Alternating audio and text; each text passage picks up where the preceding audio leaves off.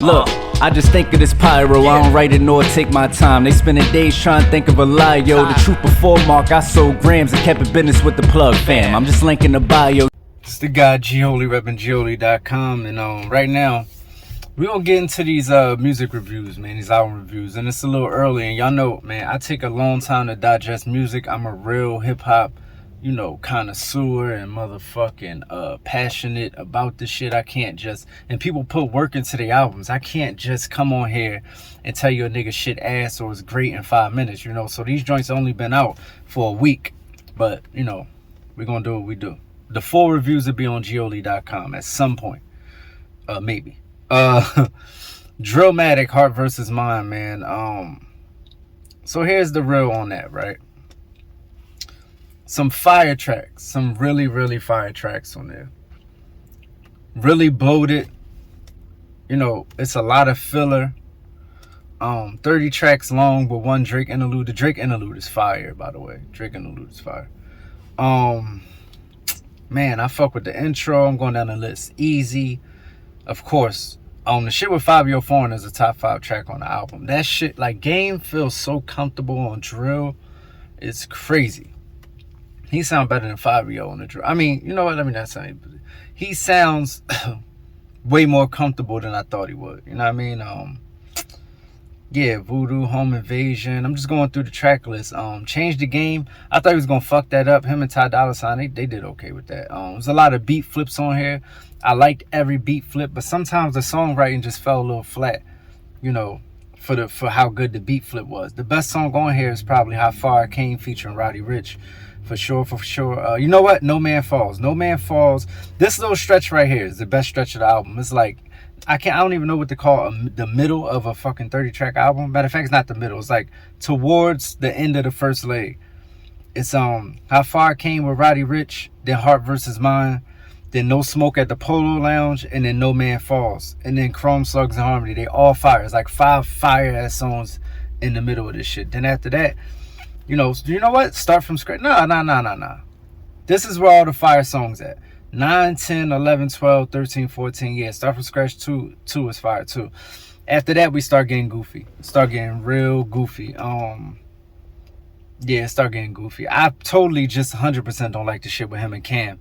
The Black Slim Shady is cool. I just don't know why it didn't end the album or something. Like having a 10-minute track as number 23, like, you're definitely not going for cohesion. You're definitely not going for us getting through this runtime of like maybe an hour and a half. Like, it wasn't smart. Universal Love is an okay song. That's at the end, but overall, this is like Game's worst album. I'm be honest with you, it's probably Game's worst album. Between this and Red, it's probably like the worst albums that he's done at all ever. So I'm not gonna give it a number or nothing like that. That's weird. Like I said, it just kind of came out. A lot of shit still growing on me, you know. So we'll see. But as of right now, it's Game's second worst album for sure.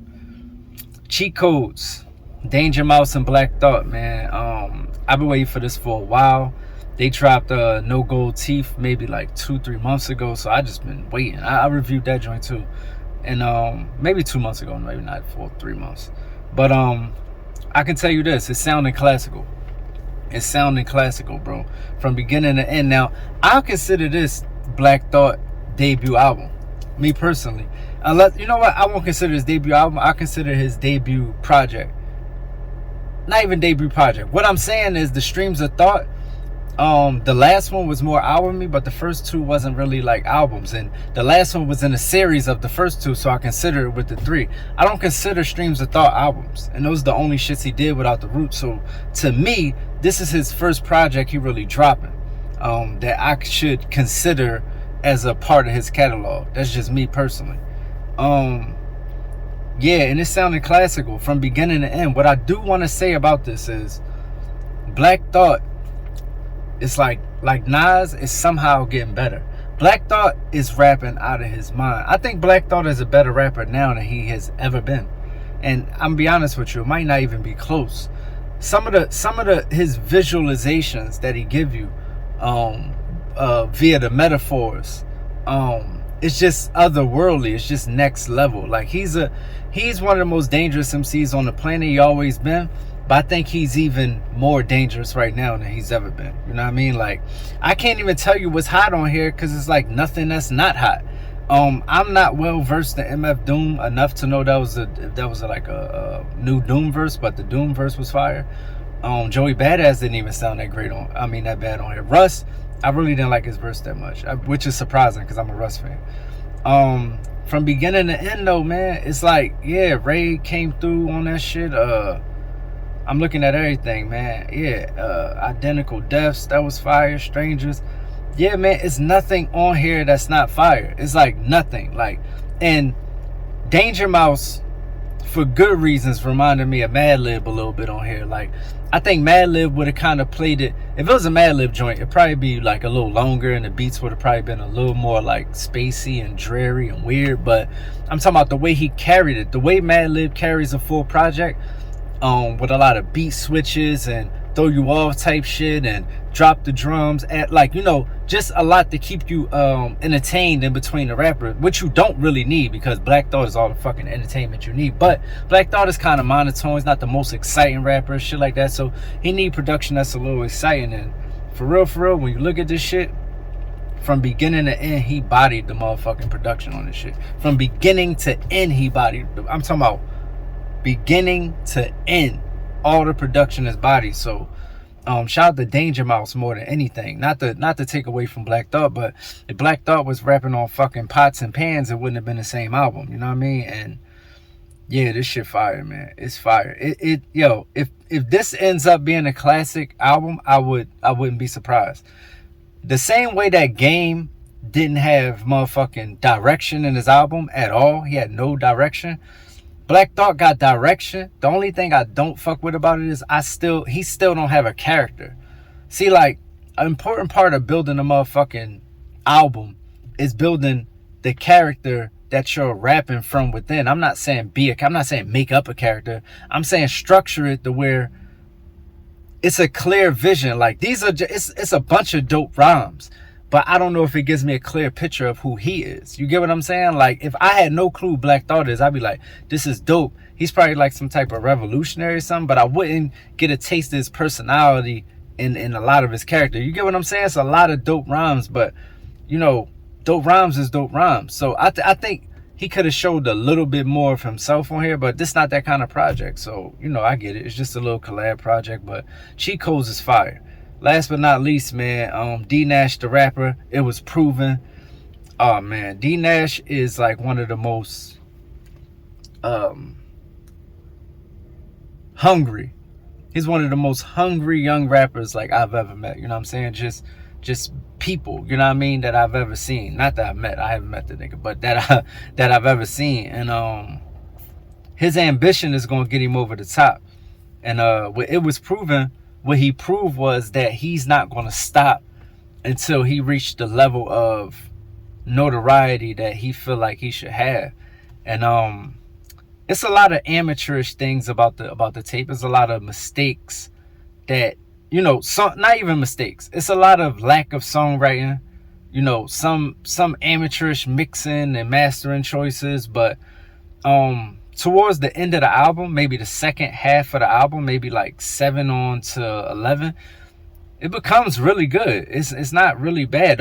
This is my whole thing with DNash. It's like the delivery is not super believable, and, you know, the passion is not. Sometimes you gotta like have your passion filter through the right way. You could be passionate, but you ain't gonna be Pac unless you deliver it like that. You get what I'm saying? You're not gonna be motherfucking Chuck D unless you deliver it like that. So the thing that Game and Black Thought don't have, DNash actually has. I know who DNash is when I come away from this album. I know what character he's portraying. I get who he is. I get his message. But some beat choices in the beginning, along with some of the rhymes and delivery, you might turn it off before you get to the part where the album is actually good. Like I said, 6 to 11 or 7 to 11, I'm actually really impressed. The first one, I just don't like the production, and I don't like some of the delivery. You know what I mean? Like the deliveries on the track, and some of the songwriting. But other than that, man, it's a solid project. It just, you know how you listen to the Blueprint And let me not say solid project. It's good enough for you to know that he can do some good shit. Don't you know how you listen to the blueprint and then towards the end it just gets better? The first half of the blueprint's like kind of like filler tracks, and then you get into the soul of it towards the end. This is how this is. This is how it was proven this. And like I said, DNash is not gonna stop until he is where he's supposed to be. So, you know, he got it. Also, the features didn't add. I don't like.